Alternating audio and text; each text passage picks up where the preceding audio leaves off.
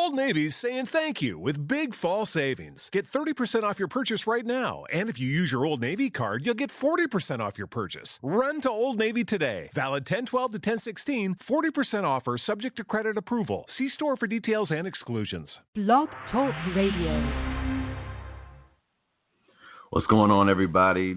Once again, we're back. It's Romey-Mak here for Romey-Mak's 2 Cents, live from the 305. We're actually live this time. Last week, we had some natural disaster issues with the hurricane that came through. But here we are, and we're back to talk about any and everything. And, of course, I give my 2 cents on that, on those given topics, as well as my crew that's on the show with us at that given time. So, let me get into a couple things. Saw that on the news.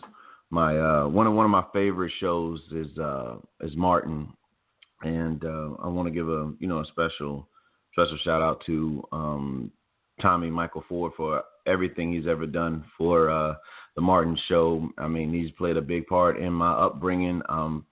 Fortunately, I was brought up by shows like Martin and Living Color, Def Comedy Jam. Probably a little too young to should have been watching that, but it did play a part in my role, thanks to my father, who I love so much, for showing me these things and giving me this gift of comedy and my ability to share that with the world.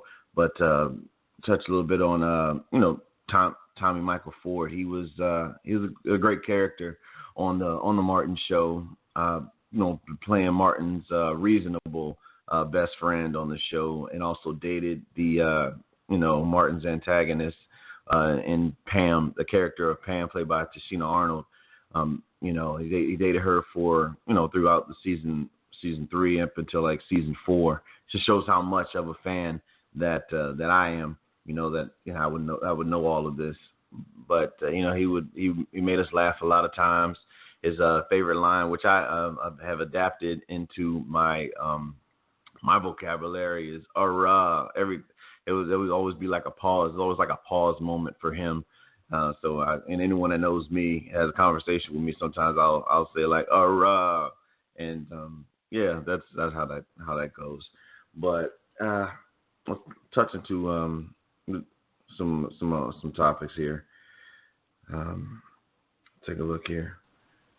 Yeah, so I saw on the news that this lady was singing.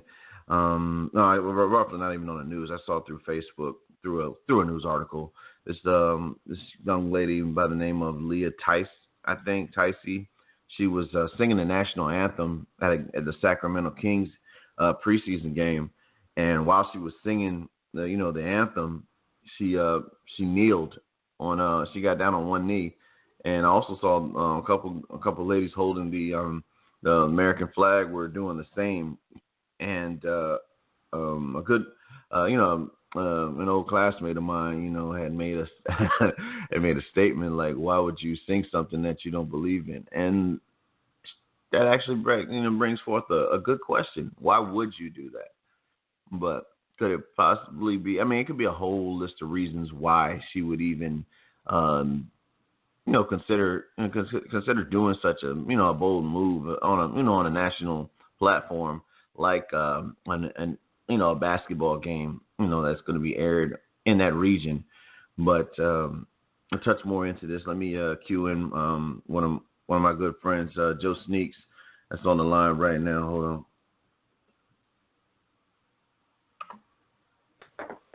Yo, Joe, you live, man?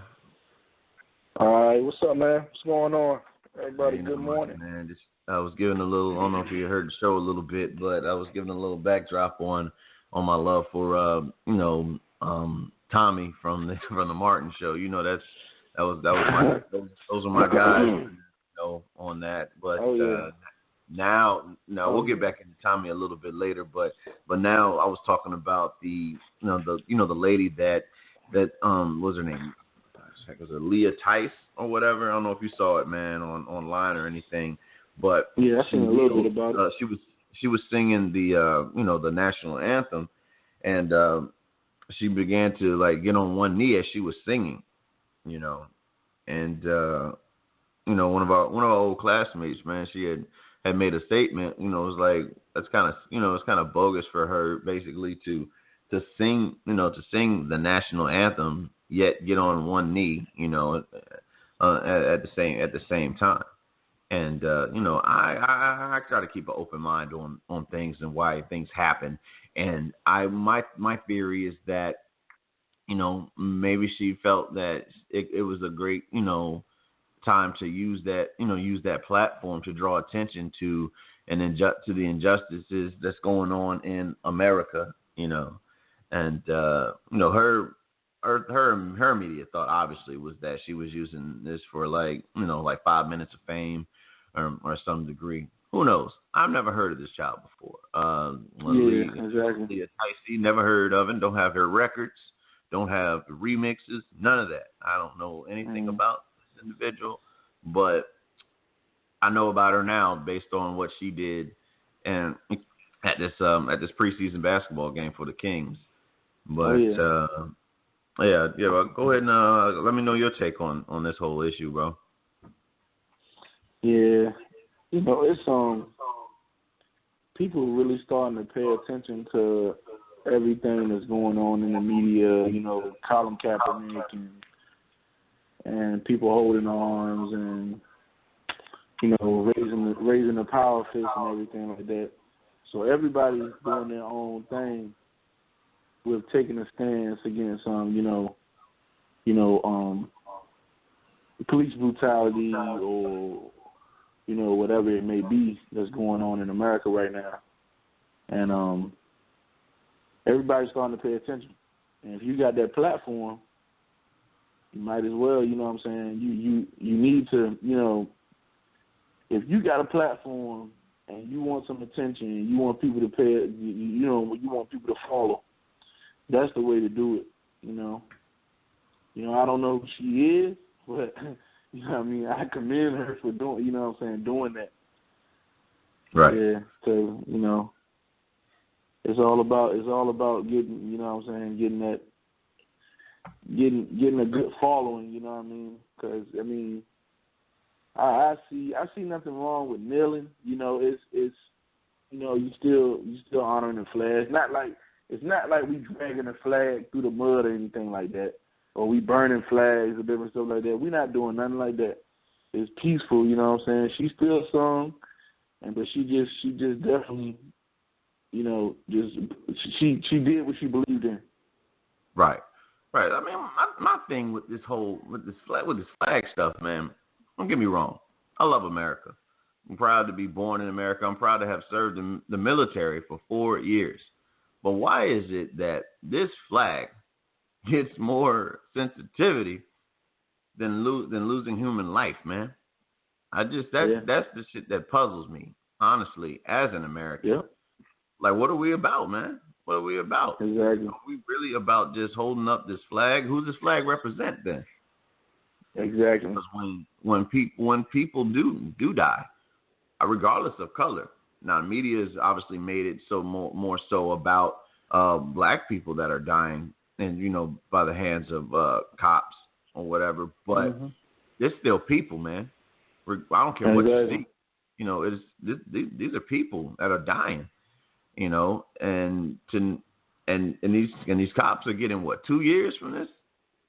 I think the cop that killed that kid in Portsmouth, man, I think he got, if I'm correct, I read WTKR.com, man, about the story and said that cop is only going to get 2 years. Exactly. 2 years, man. For taking a life. Taking a life, you get 2 years. You sell drugs, you get what? 15? Yep. What the? I got a better chance at selling 8-ball than killing someone, man. That's retarded. Yeah. It's ridiculous, man. That's totally our society is bogus, but it is our society nevertheless, man. True. Let's see what else has been happening. Oh yeah, all this fallout of Trump, man. What the hell is happening? What's going on with Donnie Trump? Trump been on some real Bill Cosby stuff lately. You know. Yep. He don't even use the coffee, man. He just grab it by the pussy. That's what it is, man. Yep, hanging at playgrounds and exactly, man. How is it that he can make a bold statement saying that he's gonna date her in 10 years? A 10-year-old. And America's fine with this. America's fine with this, but you slander Robert Kelly for peeing on girls. Like, what's the difference? Tell me what the difference is, man. He's already eyeing a 10-year-old. I mean, obviously, you know, the biggest difference is the physical activity. But, I mean, this is a person in the public eye that's already made a bold statement that he's looking at a 10-year-old. How are you okay with this? This is a person that is running for president. That's the whole thing. Stuff. Man. Yeah, you go ahead, Joe. And then, you know, it's everything gonna come to the light, man. It's almost like the Republicans, you know what I'm saying? I don't want to offend nobody. It's almost like they're trying to hit the reset button now. Like they didn't know who they nominated. This ain't PlayStation Online. You can't unplug now. It's too late. No, it's like anything. It's like the old Nintendo. When you get your ass beat in Tecmo Super Bowl, and you accidentally hit that reset button. Oops. Exactly. Ooh, my bad, man. My bad. Yeah. I'm in the bedroom. Man, you shouldn't have played. You shouldn't have played with Thurman Thomas, man. You know Thurman Thomas is a beat. Exactly, yeah. Yeah, I don't. Man, how can anyone outside of America take us seriously in in talks with other nations when we got a presidential candidate who doesn't take accountability for his actions, man? Like everything that happens in a debate, from what I see, he finds a way to point blame in the direction of Hillary Clinton or her husband, bringing up females that he's been involved with on the national stage. How about you show us what you can do for America? We already know what Bill has done. You know what I mean?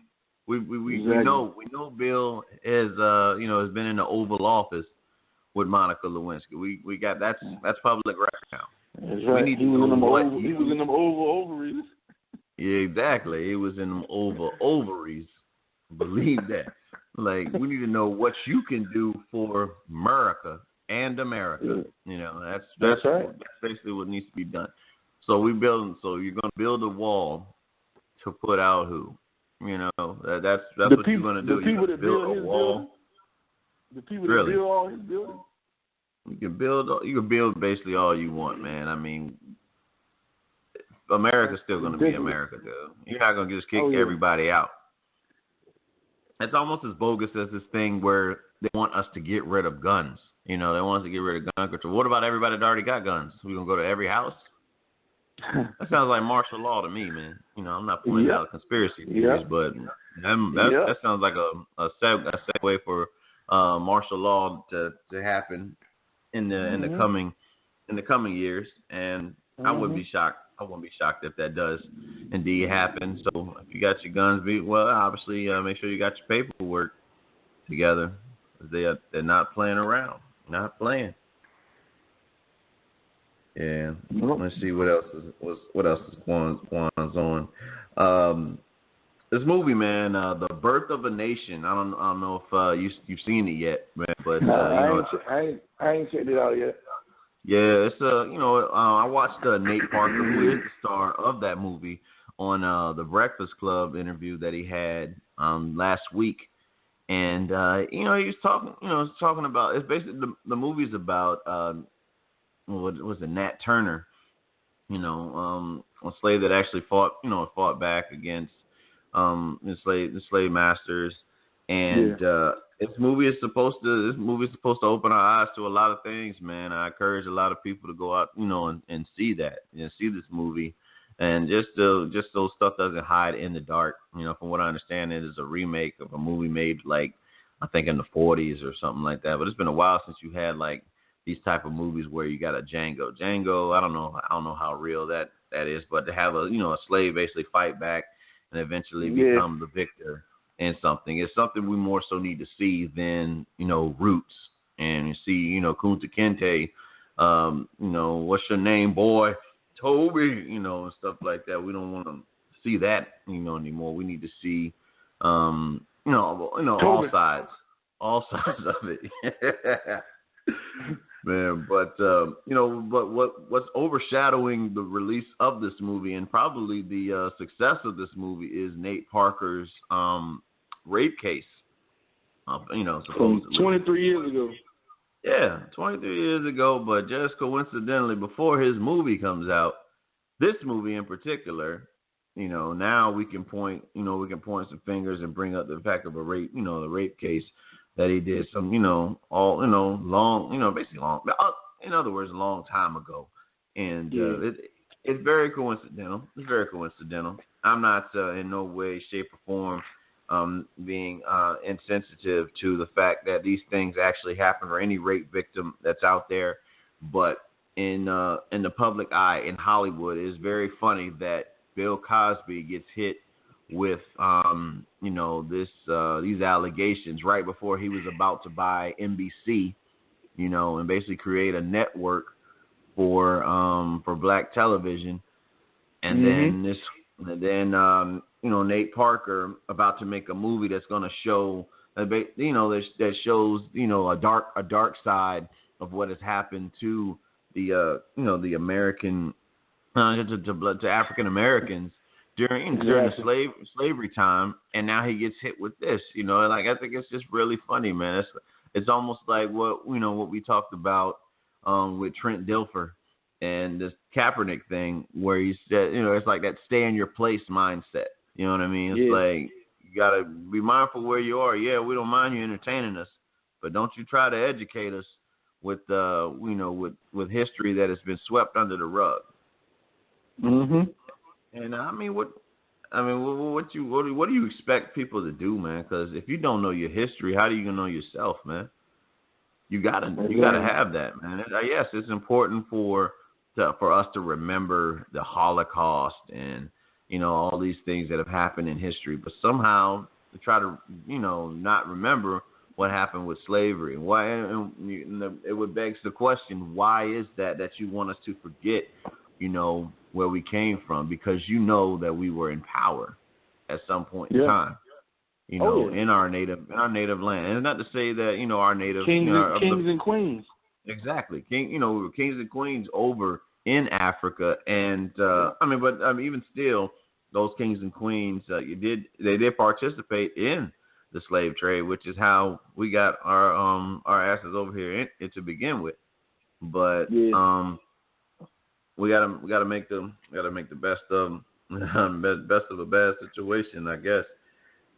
Yeah. So I don't know if you caught another thing. Speaking of interviews, I don't know if you caught the Breakfast Club interview with Beanie Siegel. Well, basically, it was about Charlamagne and Beanie Siegel. That whole interview based on incidents that have happened in the recent weeks with this whole game Meek Mill. Meek Mill, whatever battle, whatever. I heard how quick a story we get on a daily basis that I don't even remember Game talk. I don't even hear Game talking anymore. You know what I mean? But nah, I ain't heard him talking in the last few weeks. Yeah, he's been kind of quiet on that. Same thing with Meek, man, but it's been more so about Beans. Beans been throwing a couple diss records out there, man. Some tough lyrics, man. And as a music fan like yourself, I appreciate having good lyricism come back into the forefront, whether it's these guys going at each other or if it's just music in general. But Beans was on the Breakfast Club, and Charlamagne was kind of calling him out for the fact that he was in the studio with the guy, making and then he and then 8 days later he's making a diss record saying this guy was a sucker, he never was worth the time, and in so many words. But Beans was on the Breakfast Club, and he attempted to explain informed Charlemagne that he wasn't qualified to ask that question. But, Charlemagne being Charlemagne, he's going to go back into it and continue to ask that question. So Beans kind of got a little irate, man, and it was almost 1998 for Beanie Siegel inside that studio. Mm-hmm. But I can relate to what Charlemagne is saying. At the same time, I can look at it from both sides because, like Beanie Siegel said, we don't come from that world, man. I'm not a gangster. I'll be the first to tell you. I'm the first to admit that. I might be gangster about certain things in life, like my family, but as far as doing the things that qualified to be an actual gangster, that I wasn't cut out for that. That's not the lifestyle that I chose. As a kid growing up, I was fortunate to be in a position where my folks didn't have me out there that way, basically. And so Charlemagne is coming at this guy that's actually lived this lifestyle, trying to get answers out of him, man. Like it's not gonna happen as easy as you think. There's a lot of things about that lifestyle that we probably wouldn't understand. This being one of them, as far as like why he would do that. He said he was riding for his city, and you can respect that. That's the reason he got on. But then you come to find out that Game was actually bigging up Beans on one of the diss tracks that he did towards Meek Mill. So Beans didn't know about that beforehand, and he then apologized for that. And you got to respect a man that's willing to be accountable for his actions. And I think that's commendable. But Charlemagne's just like, that's a little suspect, and because of that. Beanie Siegel was ready to throw some hands. He was getting a little upset. Yeah, you ain't qualified for that. Yeah, you ain't qualified. You got that creepy voice, man. You ain't qualified to ask me nothing like that. How you do.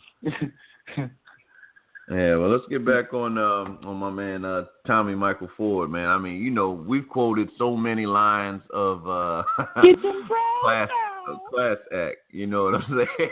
Like we would be in class, man. We talk about class act lines.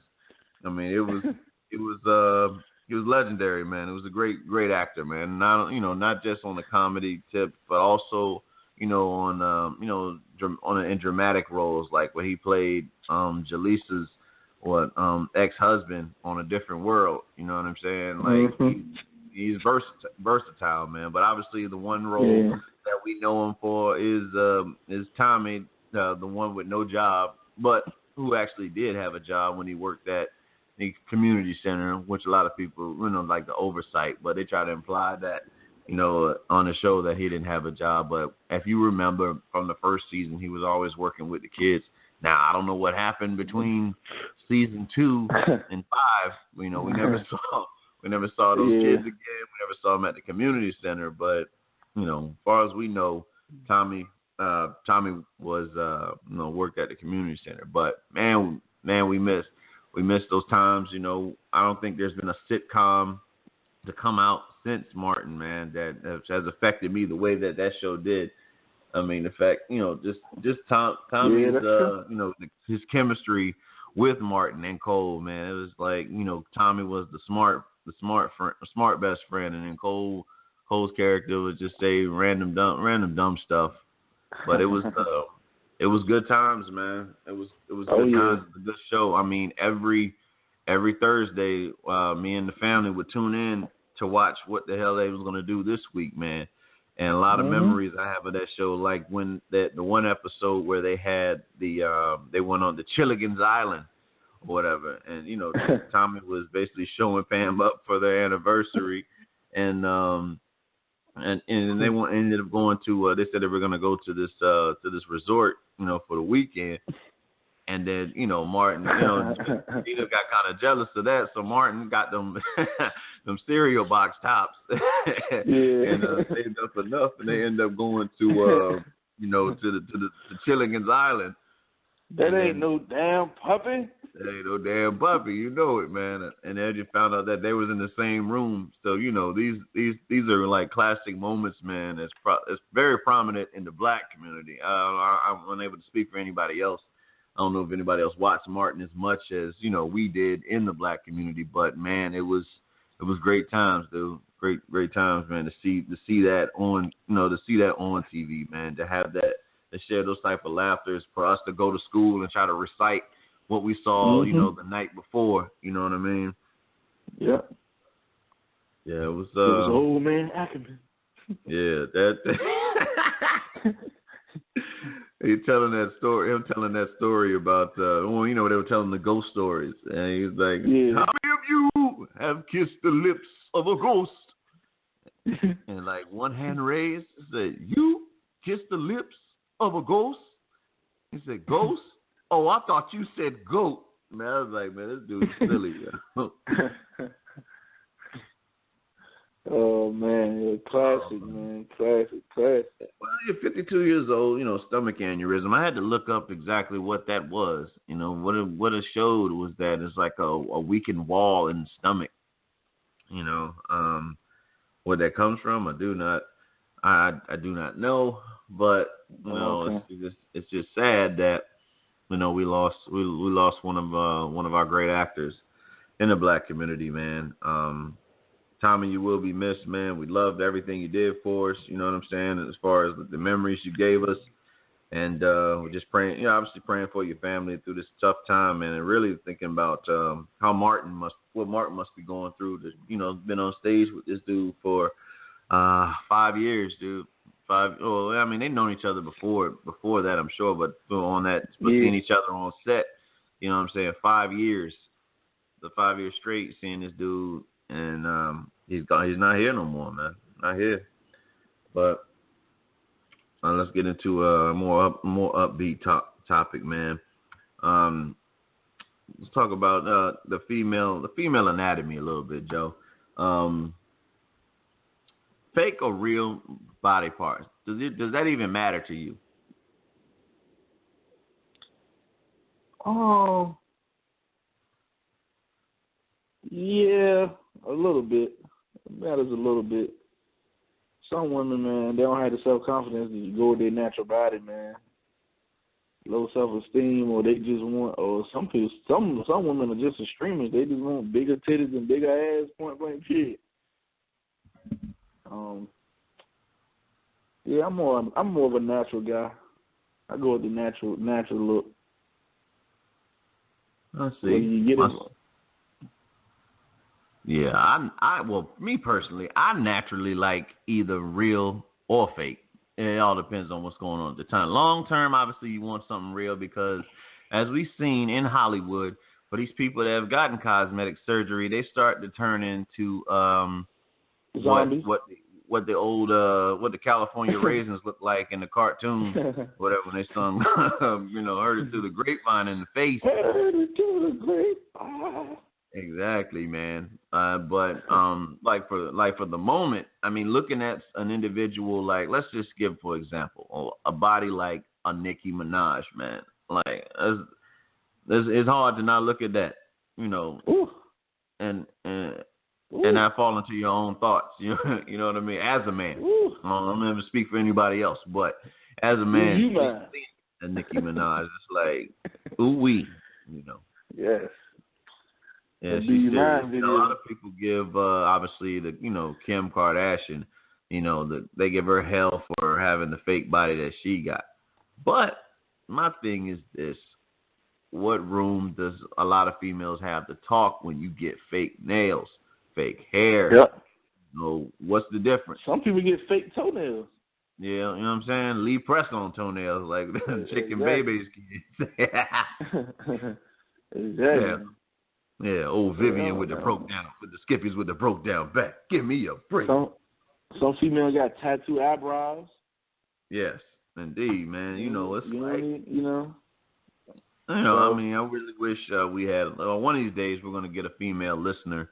Hopefully, after hearing this, a female will want to get on here and kind of voice their opinion on a couple subjects that we talk about. But for now, you're getting a male perspective, so you're going to have to deal with that. But Nikki, Kim, whoever else. Basically, these Instagram females, man. A lot of these Instagram models. I didn't even know you could become a model from a damn social media website. I thought you really had to find an agent.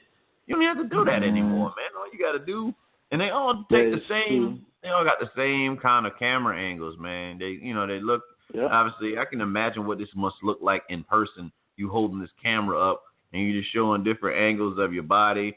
Some of them making them damn duck faces. Fucking life is like a hurricane here in Duckburg. Lonnie must be taking a picture. I ain't messing with you, dude, right now, man. Don't let Lonnie get up on you, dude. That's my man. Lonnie be making me laugh with the predictions, man. Real talk. I had McDonald's is the greatest food in America. Man, I had to instigate. I got my boy. I had to get my man Ashton into because Ashton is a devoted. He's biased with the LeBron love, and then you got Lonnie who's biased with the Kobe Bryant love. And then that one post that I had up there about the USA team, and like I had to get them going, so. They ended up going at it for a little bit, but Lonnie actually backed down, man. Ashton was like, man, what's up? Your man quiet now. But that was interesting, to see that. But not rambling, getting off topic on these fake bodies. But me personally, it really don't matter to me, man. Whatever looks nice, I'm looking at it. You know what I mean? That's just what it is. Either way.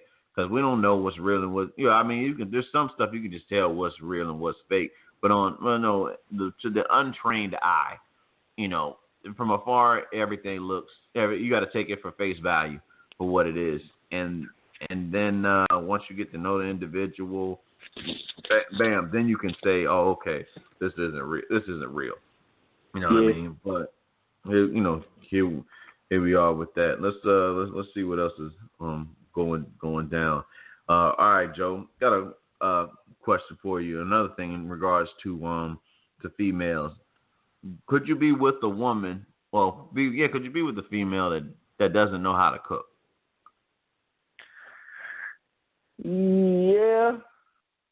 Yeah, because I'm the type of person I done survived all these years. I'm gonna still survive whether she can cook or not.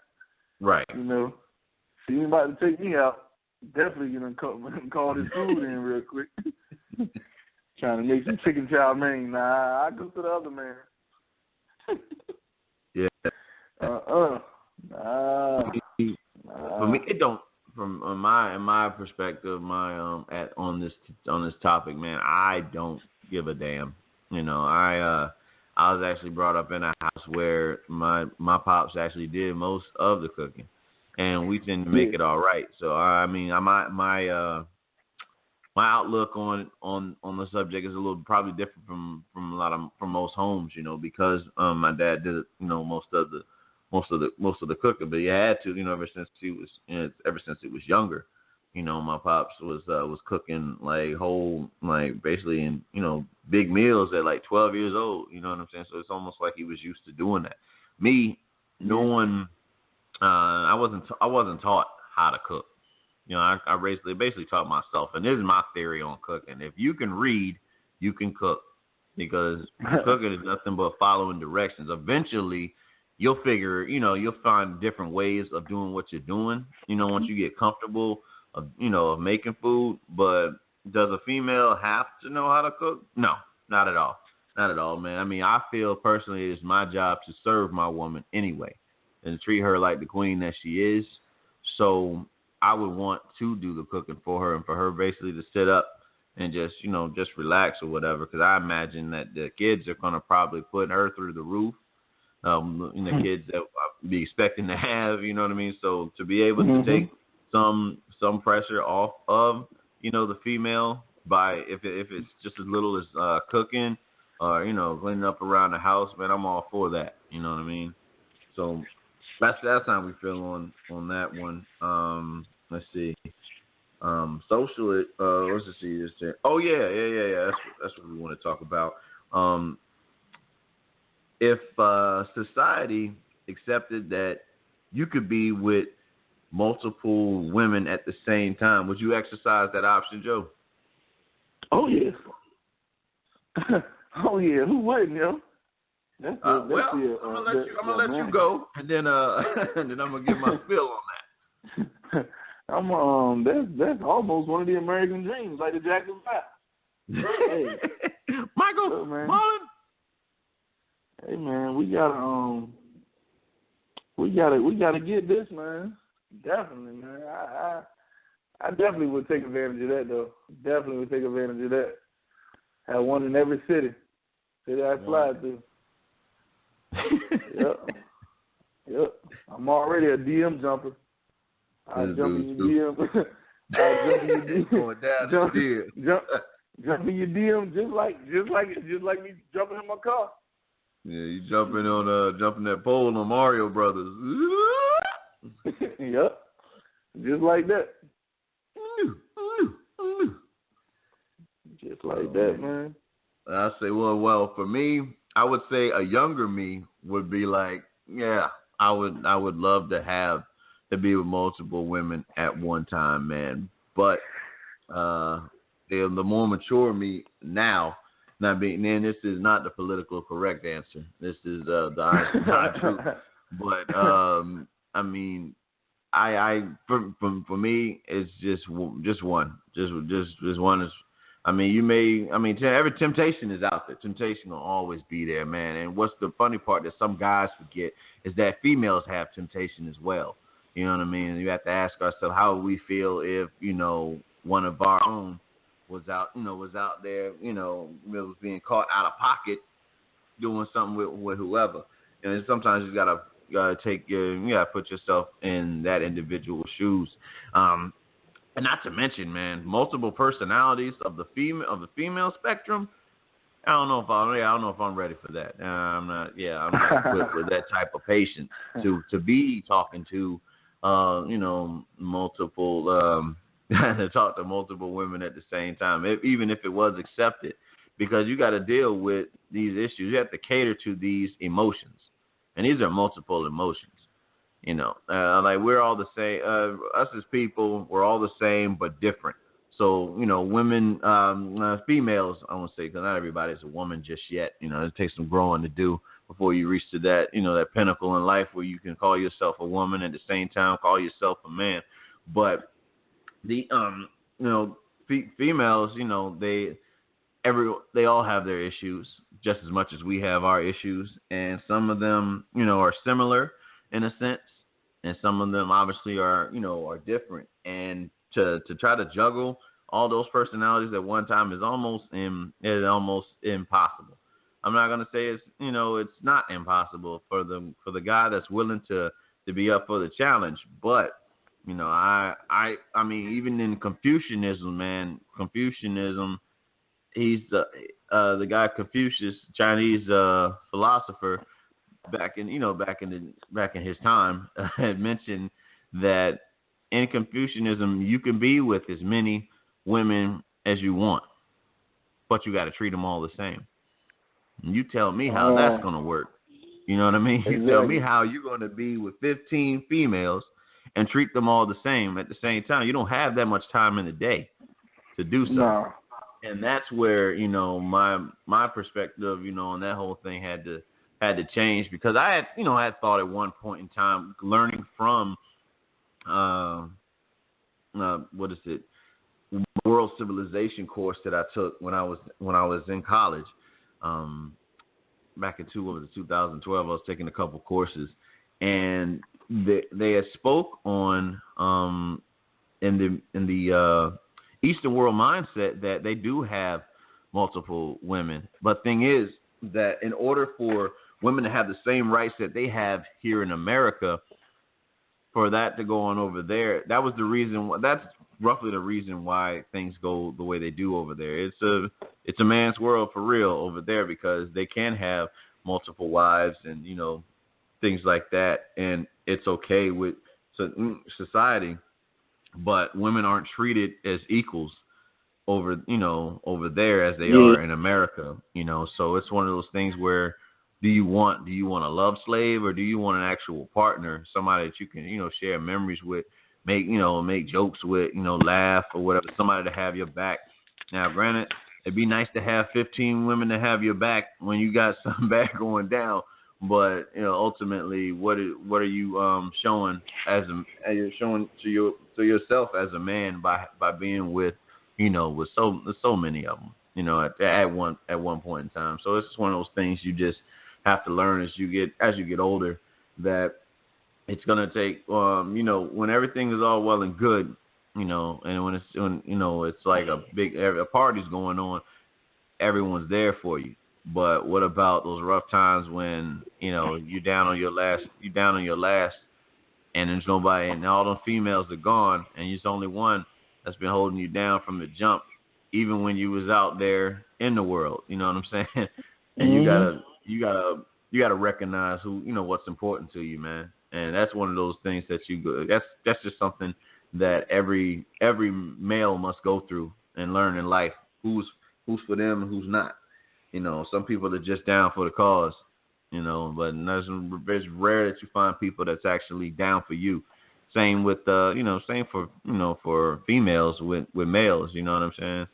Like they want to chase a dream of a guy that, got a lot of money and all this stuff, but at the same time, he treats you like trash. What's more important to you? Do you want this materialistic stuff right now? Or you want that longevity of actually having a family and somebody that you can actually trust, that's there with you at the home. You know what I mean? So that Huxtable household stuff. Well, I don't know, because if you got that coffee machine around, Cosby ain't playing, bro. Knock you out, put you down for the count. No, I believe it is time for you to take a sip of the mocha. It's just something like that. But exactly, man. Yeah, touch on, I guess, on some social issues, man. I was having a conversation with a good friend of mine, and we were talking about like as far as how schools are, the way they have the curriculum in school. You remember when we were in high school? Do you feel like that they're actually preparing us to deal with the real world, or is it just like a standard of learning that that we had to do? For instance, have you used algebra outside of high school? Nope. Exactly. No you know chemistry. what I'm saying? Like, what is the point of us, taking certain courses that's just required by school versus just preparing our kids for the actual real world, finding out what they want to be. At least for me, I remember being in high school. I didn't really take it as serious because I saw something at a very early age that I wanted. I saw in middle school, for me, I saw this one kid getting all these, he was making these jokes in class, and I loved the reception that he got from it. And this is just my influence on, watching comedy growing up. And I was like, I wanted that type of reaction. So I made a conscious decision when I was in like in the sixth grade, that I wanted to be, I wanted to have the class laugh at me. That was more important to me than actually learning what was happening. So because of that, a lot of ways I dumbed myself down so that I could become this, class clown type thing, and just seeing what that would do for me. Now, granted, if a teacher, recognized this, they can actually put me on a path to where I can actually become, something of this, being a comedian, or something in, the School of Arts where I can act or, just make people laugh, those, things of that nature. And then I probably would have wanted to go to school a lot more, or take school that much serious, because it's going towards something that can benefit me in the long-term future. It took me a while. Obviously with the two of us, man, Joe, you were just as funny as I was, when we were in high school, but you also had that book smart, you actually knocked that out. I I didn't become really book smart per se and take school seriously until I got into college and realized how much of a knack I had for it, man. I mean, I graduated from college in 2015. I didn't start until like 2011, but I graduated 2015 with a GPA of 3.8. You know what I'm saying? So like it's night and day from what I was in high school. You know, high school. I mean, we had a couple classes depending on our teacher would determine our attention span. You know, there's a couple of classes where we just came in there and we just said a whole bunch of lines from movies we've seen. There's been times where we made a teacher cry from us being too loud. And those days were funny, man. Miss Smithers' class, man, that was mad funny, dude. That was one of the best courses. The best times, huh? I'm telling you, dude. But at the same time we had all that fun, we had to be somewhat serious to pass these courses because it was a requirement. Now my thing, getting back to the the original subject of the matter is why not find out, obviously pay attention to kids enough to where we find out what you're good at doing and put them on a path to where they can succeed in that. You know what I mean? Stay with them. When you see a kid that can actually draw, for instance, you see a kid that can actually draw, and you find, obviously put them on a course to where they can take courses that will benefit them for artistry as they get older. That's just what I feel is should be the focus of every school curriculum, almost like how college does. When you go to college, you take courses that's geared towards your major. So why not have majors while you're in high school? Well, I mean, I'm pretty sure some private schools have that, but like actual public schools, at the lowest form, that's what kills me. That kills me about America, man. America is like, well, you got to pay extra to get the education that you need. Like really need. Like, well, what is that? Why not just give everybody at the lowest, the education from the lowest level should be the same at the top, truthfully.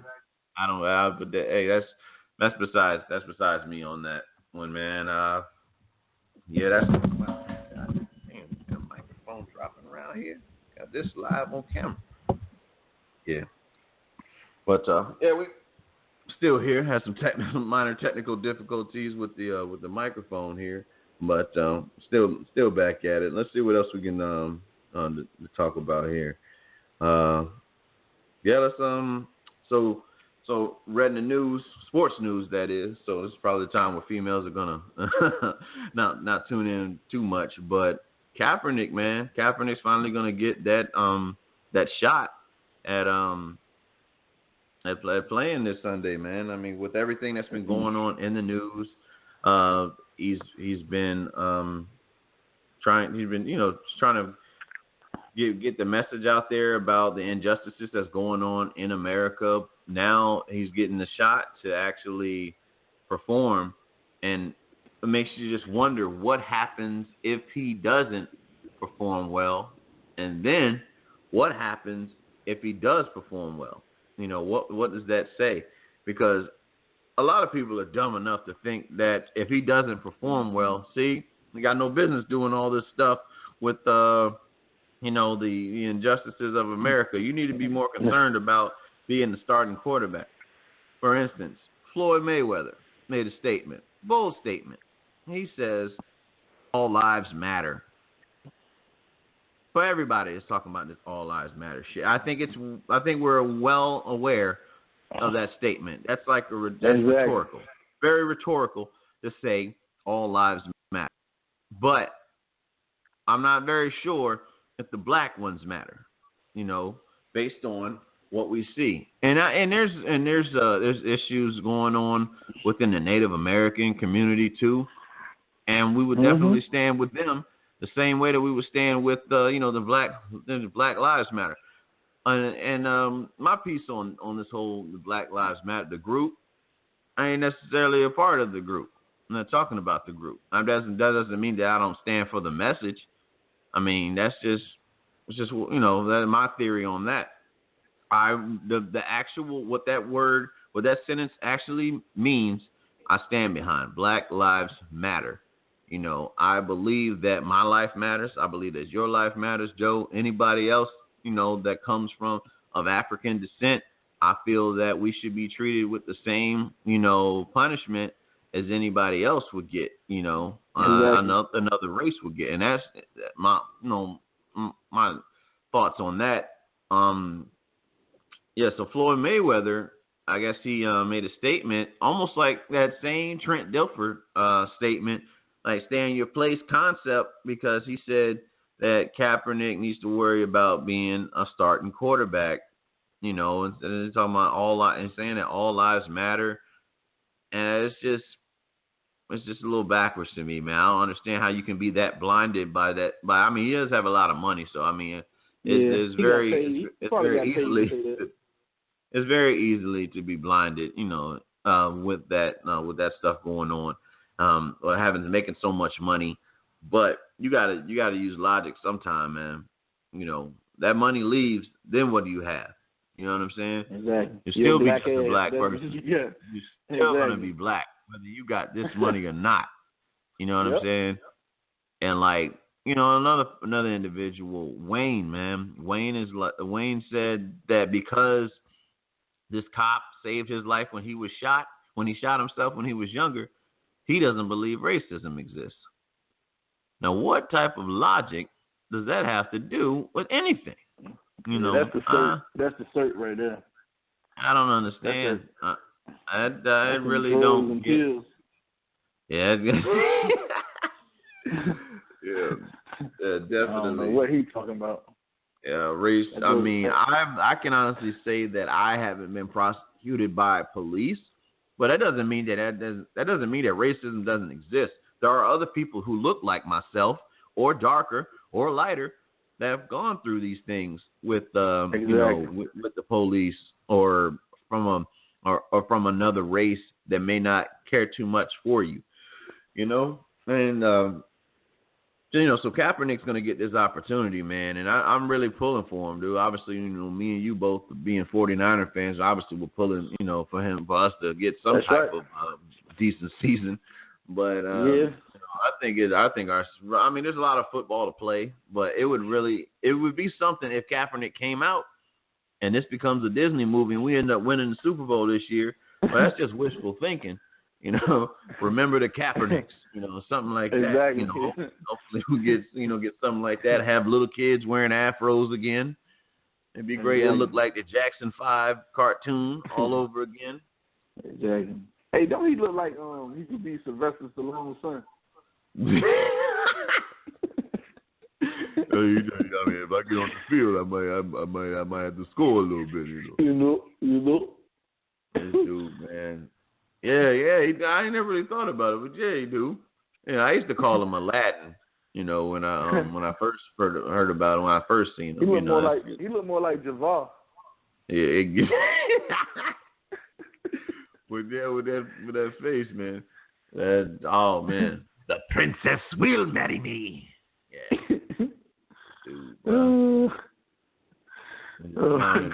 yeah, but in all seriousness, you know, we hope that we really do hope that Kaepernick performs well, man. Obviously continues the movement, and that it wasn't just for show.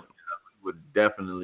That definitely would fuck up what's already been established, and you know, in the media, as far as you got all these other athletes standing up, or not standing up, but kneeling and you know, raising fists, as we mentioned earlier. But now it's time to, you know, to put up or shut up, because let's just say he does well and then he goes back to like, oh, okay, I'm going back to being a quarterback.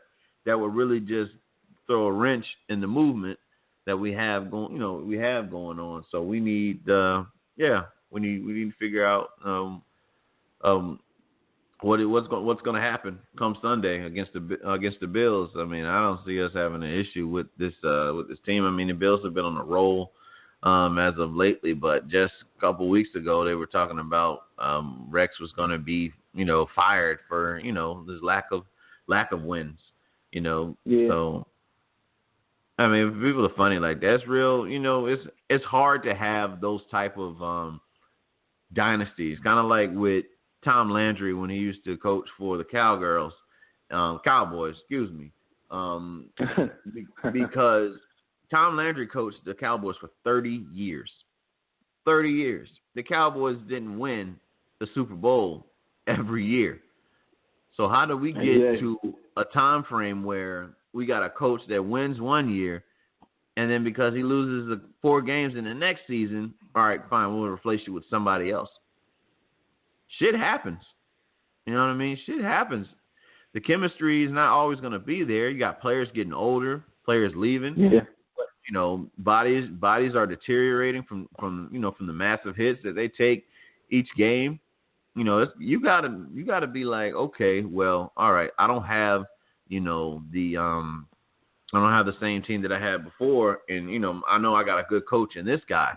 So why are we getting rid of coaches so fast, especially black coaches, man? They're talking about Charlie Strong right now on ESPN about his job. I'm like, this dude just got the job. Like, what more do you want, man? There are so many college teams. Not everybody's gonna win that national championship. You can literally go to school 4 years at a school. You might not ever see that national championship. You know what I'm saying? So, and then, there's 32 teams in the NFL. Not everybody's going to win the Super Bowl, man.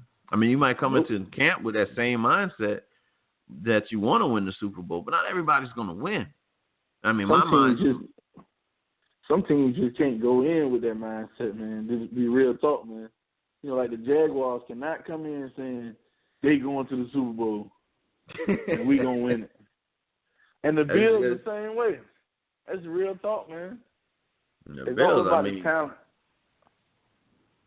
I mean, that entire city of Buffalo from 1989 to 92 had to be on suicide watch for the simple fact they went to the Super Bowl 4 straight years with nothing.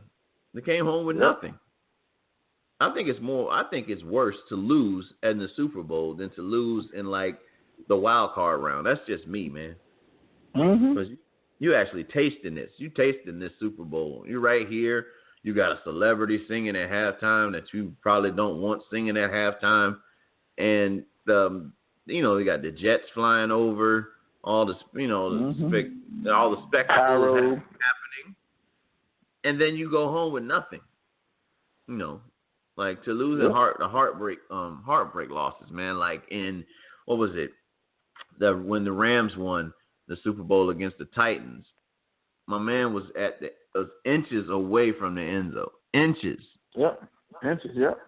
Football is a game of inches. You know, any given Sunday right there, man. Controlling that anger.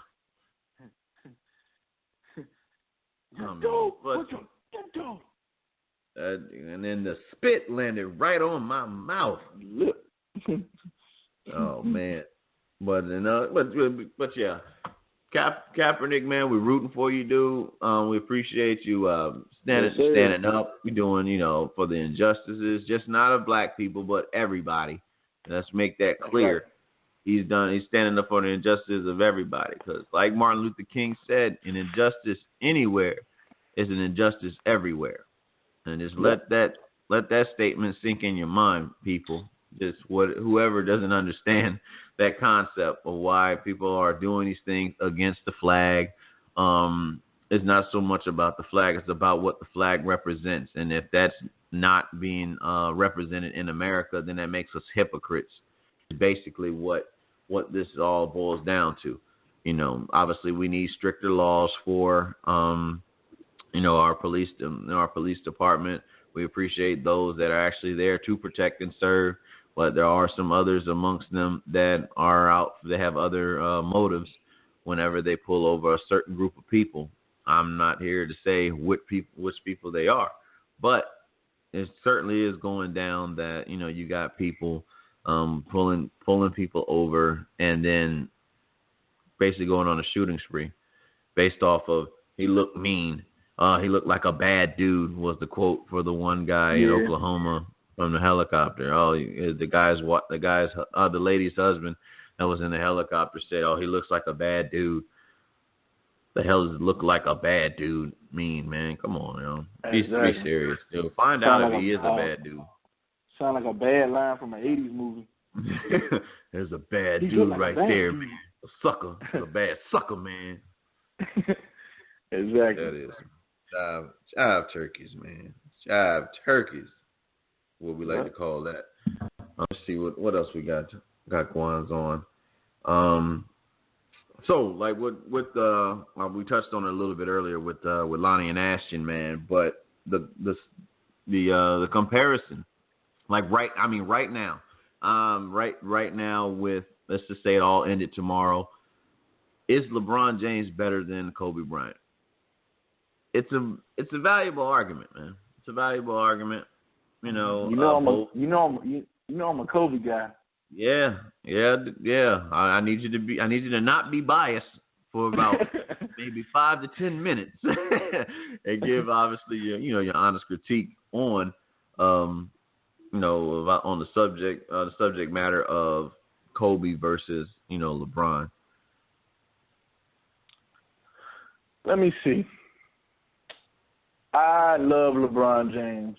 I wasn't a fan of him in his early years until he beat Detroit single-handedly, and then I definitely became a fan. And I feel as though he has potential, but what he has to do, he has that killer instinct, but he gotta have that blackout killer instinct like Kobe had. Kobe had that blackout killer instinct where sometimes it felt like Kobe was the only dude on the floor, and he would just take the game over. Just take it over. Sometimes LeBron, he passes the baton a little too much for some of the situations that they're placed in. And he's getting up there in age now. He still got the critics on his back, even though he won one for Cleveland. And that was his main goal coming in as an NBA athlete, was to win one for his hometown. And what better feeling is there to win one for your hometown? So I definitely think he has the potential to be better than Kobe. But Kobe, man, he those 2 years that they won the championship in a row in the late 2000s, he definitely proved that he can make everybody better around him. Because at first everybody was saying, he's selfish and all this stuff, and he's not making people better. For us to win those 2 championships back-to-back like that, and Lamar Odom won Sixth Man of the Year, and, Candyman of the Year. Candyman of the Year. And he do look like Candyman, and to win, and for Powell to play at an all-star level, and for Ron Artest to be normal for a little while, and that showed a lot. And LeBron has yet to show me that, because everybody that's put around LeBron already has their game pretty much set. So at his age now, he has to make people around him better, because, look, Jordan did it, Kobe did it, in order to get those 2 championships to put you situate at the table with Kobe and Jordan, you definitely got to make the people around you better. That's my take on it. Right. Okay. Well, is LeBron better than Kobe right now? I'm going to have to say no. And I feel like it's not fair to LeBron or Kobe's legacy for anyone to make that statement just now. You know what I'm saying? Mm-hmm. I mean, how many times has Kobe lost in NBA Finals? Once, right? Against the Celtics, right? Yeah. Okay. How many times has LeBron James lost in the NBA Finals? Was it 4, 6? I think it's 4. 4, yeah. I think, if I'm not mistaken, I think he's lost 4 times. One was the Spurs. Second time was the Mavericks. and then Yep. what was it? The Warriors, and then the Spurs again.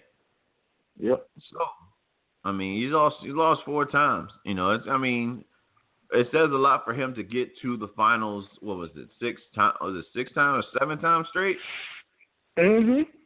I mean, that's still a feat right there. You know what I mean? That's awesome, man. And I'm not taking anything away from him. I just feel like LeBron is still young. You know, he's not that high flying dunking LeBron James that we known him to be when he first came into the league. I mean, that's called evolution. You know, Kobe's career ended with him not doing a whole bunch of, you know, posterizing dunks on people, like when he dunked on Yao Ming. You know, he just doesn't have that anymore.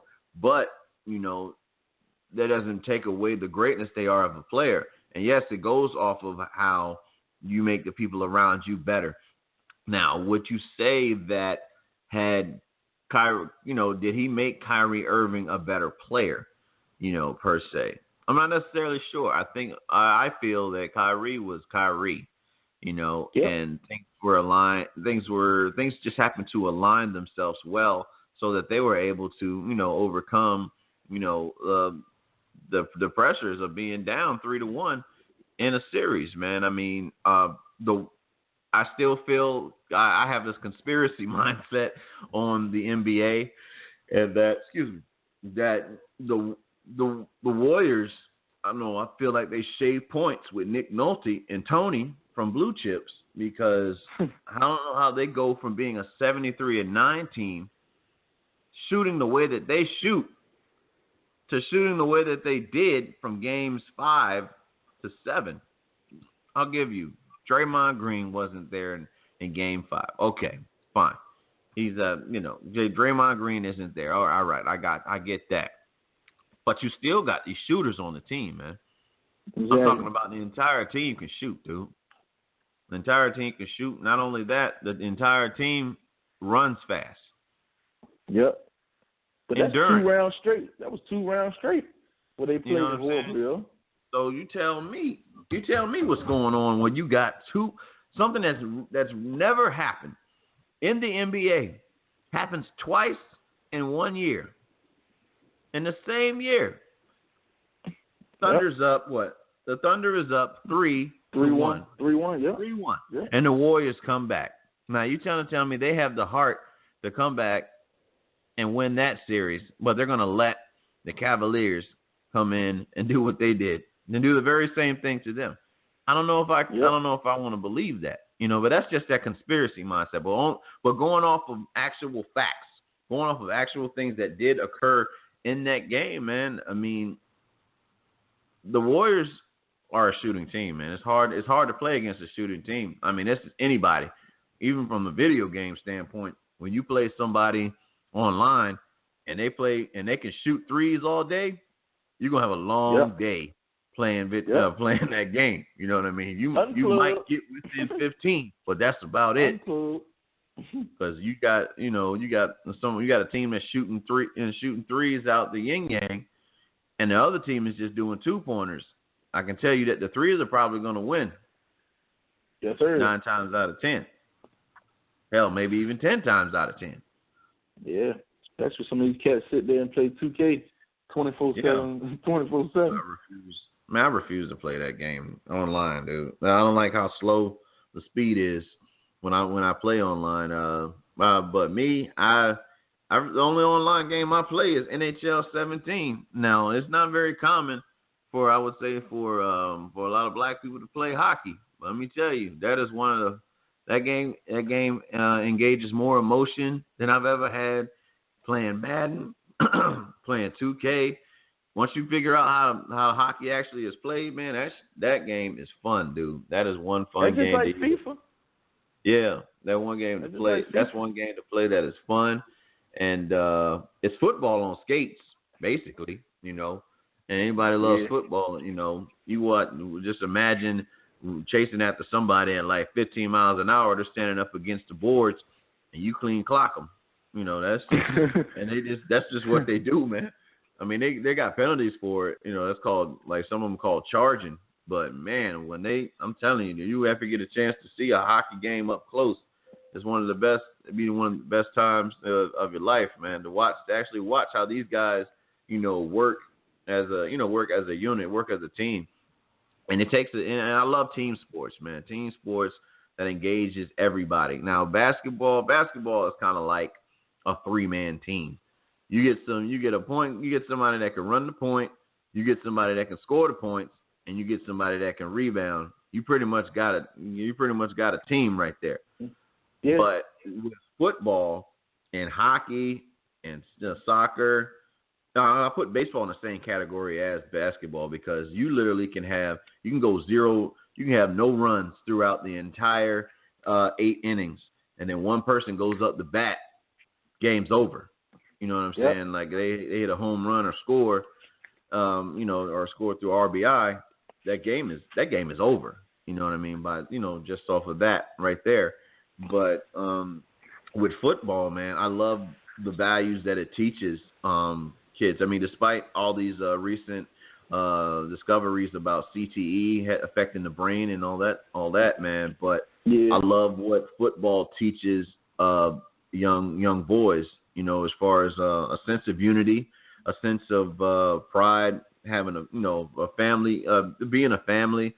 Because I remember being in high school, man, and seeing a couple of our friends who were playing on the football team.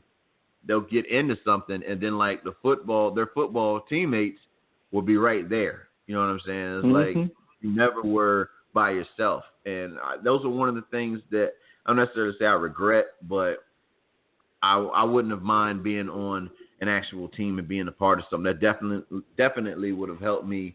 To be a better person. So I like the values that instills in young men. But because football again, it takes everybody being on the same accord, man, for them to succeed, dude. Like there's probably one player that I've seen in my lifetime that probably could win. Well, even still, he didn't even win. But he gave it a good shot. Barry Sanders could shake all 11 players on the opposite team, but he still needed that. He still needed more people, and more players that support his running game. Because if a coach's strategy is to run every play, that running back is going to get tore down. He's going to have an early retirement. But yeah, football is a great game. I love it. Love watching football. Hard hitting, seeing teams working together, and just seeing the emotion that it brings out of fans like myself, you know what I mean? Yeah. We love to watch this, and it makes looking forward to Sunday, other than those that go to church. You know what I'm saying? But it makes Sundays. I mean, we pretty much get football from Thursday through Monday for what a good solid. What's this month? Let's call it September to roughly 4 to 5 months of football Thursday through Monday, man. It's hard to beat that. All you gotta do. I mean, the Thursday night games. I really think they can do away with this. They have to switch up the lineup, man. It's like. Sometimes these lineups are just horrible of what they have. It's like the least value teams playing on Thursday nights, man. You rarely get like a great Thursday night game, but you still get Thursday night football. And speaking of Thursday night football, I saw that Jim Nantz apparently got caught mentioning his displeasure with those that take a knee during the national anthem. Man, he got a hot mic, so you gotta love that. And it's good. It's good for people to finally reveal themselves, and that there are people in the world that actually feel like because their life is the way that it is, they don't see it how other people will see it. For instance, us that go through life being black or being Native American or being a white person that comes from this type of neighborhood that has to deal with these type of issues, and these people lose sight of this, man. And like, what are we gonna do? What are we gonna do as a society? You got some people saying, "Oh, there's nothing wrong with the justice system. You guys are just spoiled. You guys don't appreciate it." And then you got the other side that sees it for what the justice system actually is, where we're being, our lives are being affected daily. I don't know how you feel. Like I said, I mentioned it before. I don't know how you feel when you see blue and red lights in the rear view, but I definitely think twice, whether I want to stop or what's going to happen, or whether it's me they're pulling over. And that's the difference, man. That's truly the difference. I had my coworker, man, told me he was on his way into work, and I guess a cop was in his way. He didn't know he was a cop. I think he was like an undercover cop, but he's a white guy. He's a white guy that I work with, and he says as he's driving into work, he's driving past his car, and he flicks this dude off. He flicks this undercover cop off. He gives him the bird, like no bullshit. He gave this dude the bird. So the cop immediately pulls him over. And then he talks with him. He doesn't get a ticket. He doesn't get put on his face. None of that stuff, man. Like, that's the difference. Really marks the difference between what would happen if a person of color flicked off, a cop versus a white person. That's white. That's what I guess we can consider white privilege. You know what I'm saying? And that's not to take offense to anybody that is white. This is just how life is. We didn't make it this way. You know what I mean? Exactly. This is just what it is. But what you gonna do? Music, man. Anything? You got anything new in the music world? No, I ain't got nothing new. Check these two guys out. It says a new R&B group out with two guys from LA. I saw it on Complex the vlog last night. So I'm gonna do that today. Right. But other than that, I'm on same old. Yeah. I love my old school, man. I think that's me. I was raised on Isley Brothers, funk bands like Daz, Zapp and Roger, and all that, so like that just stayed. I stay playing, that stuff. Music doesn't get old to me. You know what I mean? I did see something. I saw an article that Wayne says he doesn't know who none of these new rappers are. Lil Yachty, 21 Savage, Lil Uzi. Yeah. All of them sound like they're going to do time eventually at one point in time with these type of names, Yeah, I mean, I can concur with that. That says a lot when Wayne doesn't recognize who these guys are. And that's the pills, man. That's the pills. I don't know. Yeah, well, yeah, he don't know racism and he don't know new rappers. That's what's in the drug. Those are the side effects of taking scissors. He don't even know what the codifier is. Yeah, he don't understand what's going on. I mean, he's having seizures. Supposedly, he wants to get back with Toya after he done been inside over 1,000 women. So I hope Toya gets tested and gets him tested before they even decide to do what they want to do. I would love to get back with Toya too. Yeah, for sure. I don't know what he left for. I don't know what he left for. My Lord, her little country ass too. Yeah. Got that New Orleans accent. Oh my goodness. Yeah, they say no like that, and is that and I could go down to the bayou and you get your po' boy, you gotta love that, man. That accent is something, bro. That accent is something. Yeah. I love Toya, man. Toya is one of our beautiful sisters, man. We have a lot of beautiful sisters. I don't know what's going on, but this is just my theory, and we'll end up closing it out on this. Got like maybe 10 minutes left in the show, but I don't know if you noticed, but you remember in the 90s where we had, like in the mainstream, we saw a lot of beautiful black sisters like being out there. I really couldn't name like the females that are in their 20s right now in mainstream that are out there, man. It just feels like it's formatted for everybody else but them. I could be wrong, man. But hopefully there's a change to that, because like back when we were coming up, man, we had Nia Long, we had Lisa Ray, we had Vivica Fox, Holly. Yeah, man, Holly Burries. We had Leela Rashawn, man.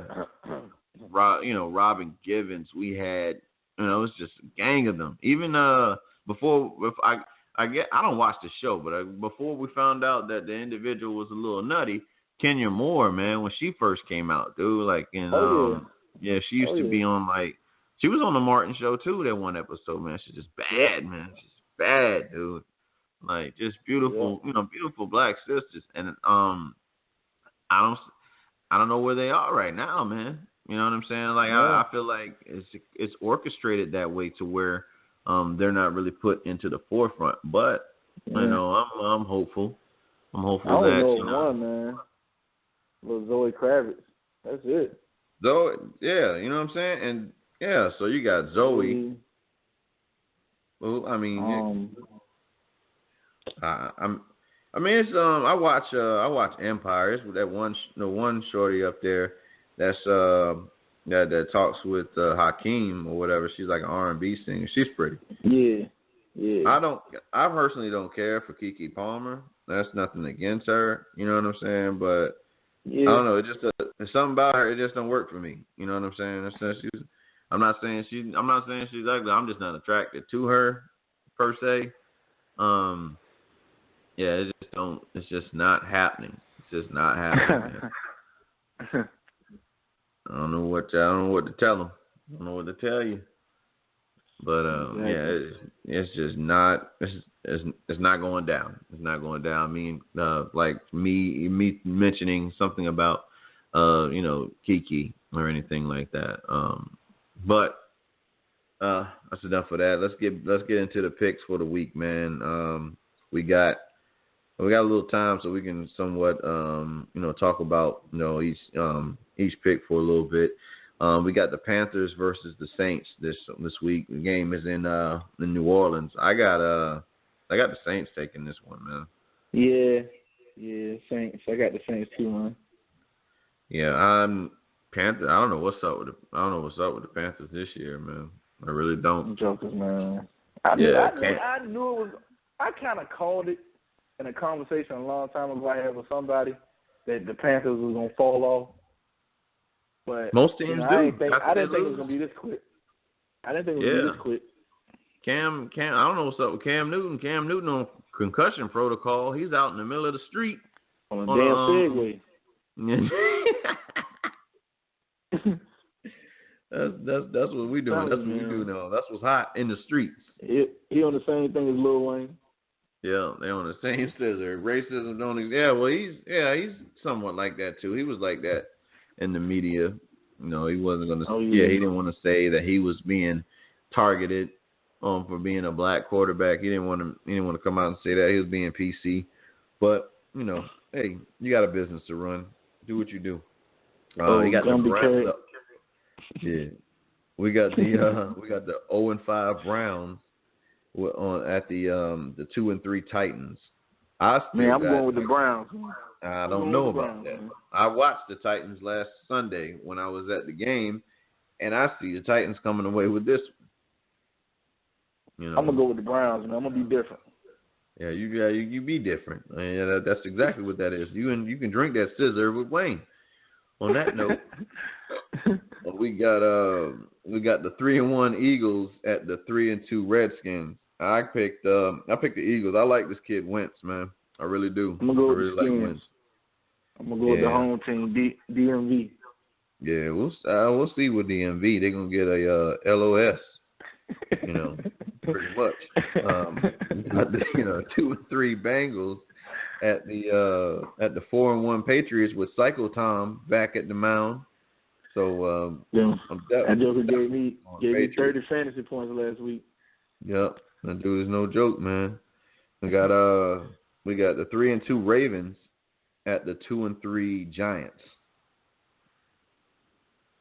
I picked the Giants on this one. Yeah, that's the good game right there. I actually picked the Giants. I think the Giants will come away with this one. I'm gonna take the Ravens. I think Steve Smith is. I think he's injured. If I'm not mistaken. Because he's on one of my fantasy guys. I think I got an injury update on him. But yeah, I'm gonna roll with the Giants on that one. Then we got our Niners 1-4.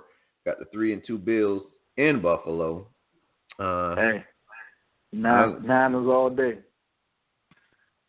For the sake of me being right, I picked the Bills. But I'm still pulling for the home team. Hey, this is one thing this is one game I'm not gonna mind missing if I'm wrong. You know, I'll for the sake of me trying to get 100% on picking games. Yeah, I think hopefully Cap pulls a Willie Beeman, man. He pulls a Willie Beeman. He just comes out here. He gonna put up mad numbers.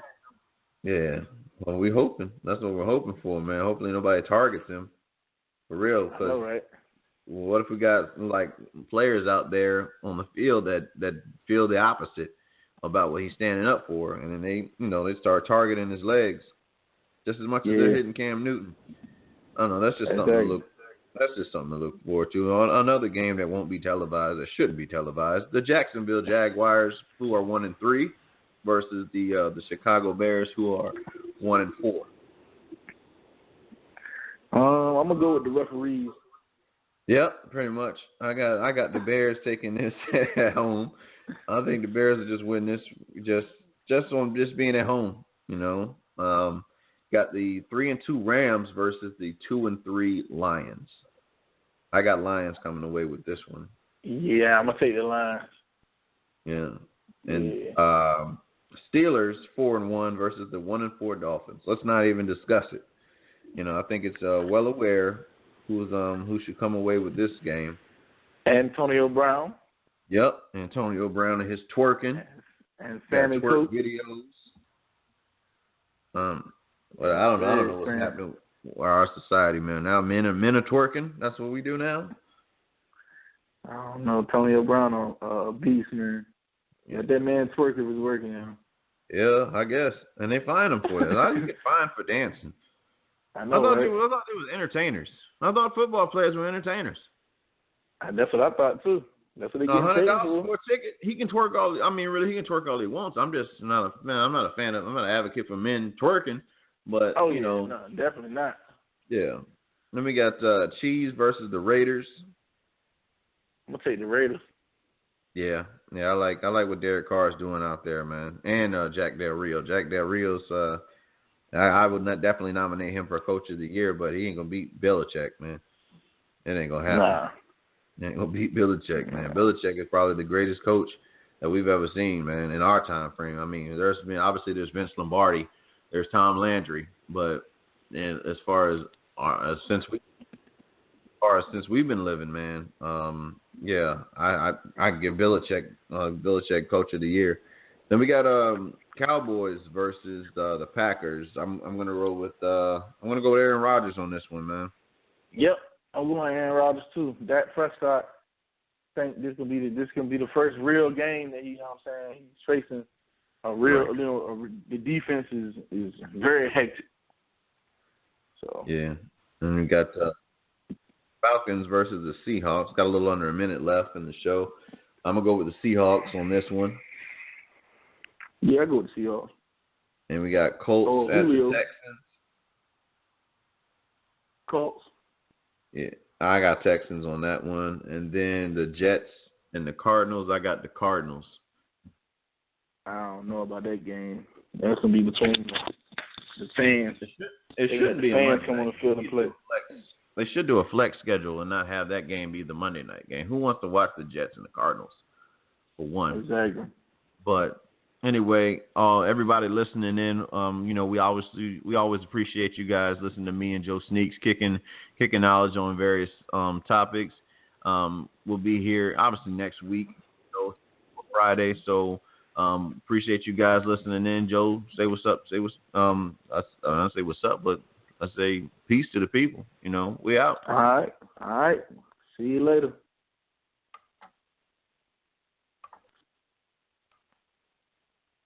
When you don't go to Geico.com, car insurance can be confusing. Like Swedish techno confusing. Bark, bark, meow, meow. Dance with me, purple cow. Bark, bark, meow, meow. Ooh, you lovely cow. Geico makes it easy. With 24/7 access, all you have to do is go to Geico.com and you could save money on car insurance. It just makes sense. Unlike, Dance with me, purple cow. I like your moves. Old Navy's saying thank you with big fall savings. Get 30% off your purchase right now. And if you use your Old Navy card, you'll get 40% off your purchase. Run to Old Navy today. Valid 10/12 to 10/16. 40% offer subject to credit approval. See store for details and exclusions.